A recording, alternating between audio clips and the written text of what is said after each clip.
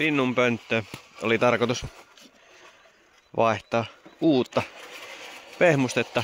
Täällä on ennestään linnut itse kerännyt sammalta sinne ja jonkun verran on tätä jätöistä tuolla.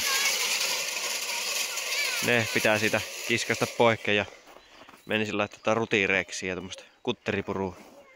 Mitä se on? Sitä tuonne samaa mitä koirankopissa käytän. Sitä laitan tuonne vähän sen pohjalle, niin saavat valmiit, niin ei tarvitse niin paljon kantaa omia. Tää varmaan lähtee tästä ihan... Tää on ihan... Tulee tosta yhtenä pakettina, niin pitää ottaa tosta lapia ja nostaa siihen ja viskailla tonne. No niin, nyt sieltä on otettu pois ne vanhat mujut ja tossa on tommosia reikiä vähän, että ilma vaihtuu mukavammin tuolla ja sitten tuosta otetaan vähän sen sappiasta tästä.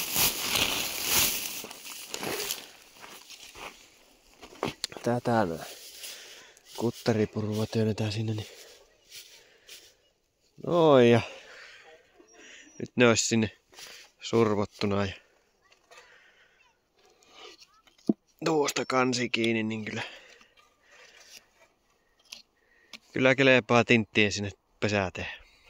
Sitten pitää käydä vielä toinen tuolta puhistamassa ja laittamassa sinnekin uudet tiivisteet.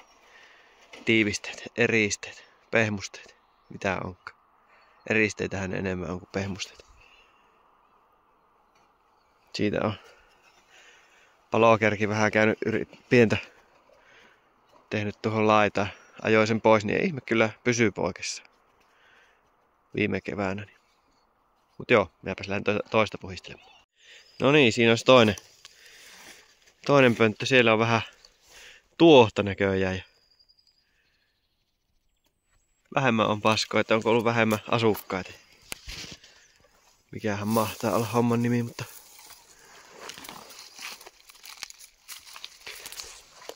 sieltä niin tuo olisi kyllä hyvä jollain ruoputtaa puhtaaksi.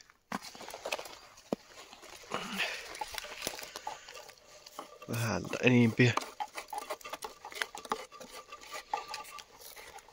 enimpiä sontia pois. Kuka sitä vanhoissa paskoissa kehtoo kammoita. Tulee siihen aluset vielä.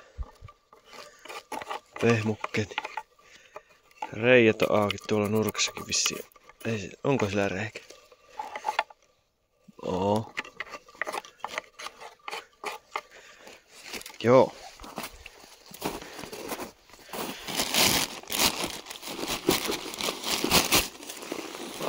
Siihen tuosta tuppo.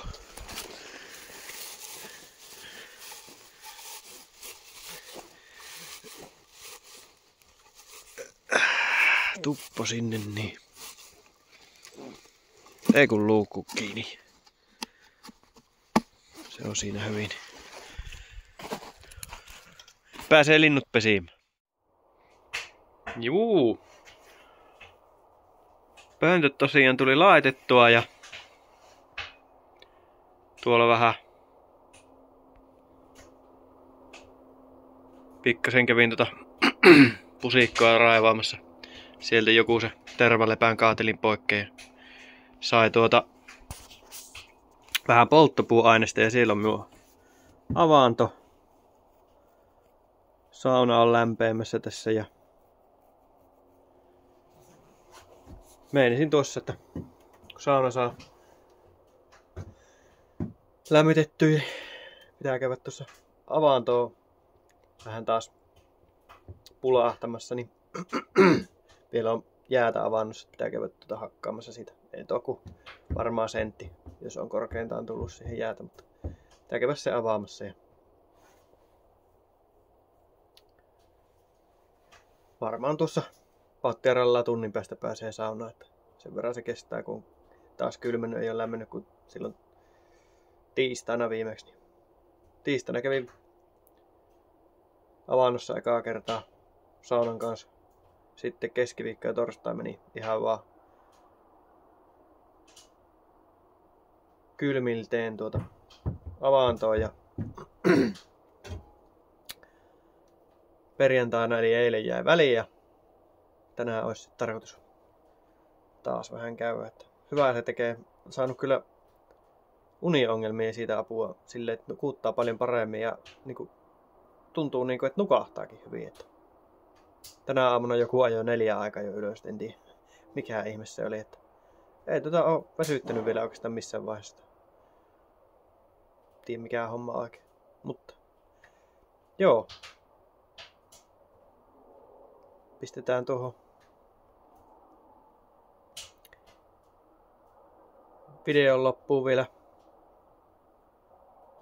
torstainen uinti, avannossa käynti. Niin ei siinä mitään. Tilatkaa kanava, jos tykkäätte katsella ja peukuttakaa, jos oli mielestäni hyvä video. Se on moro.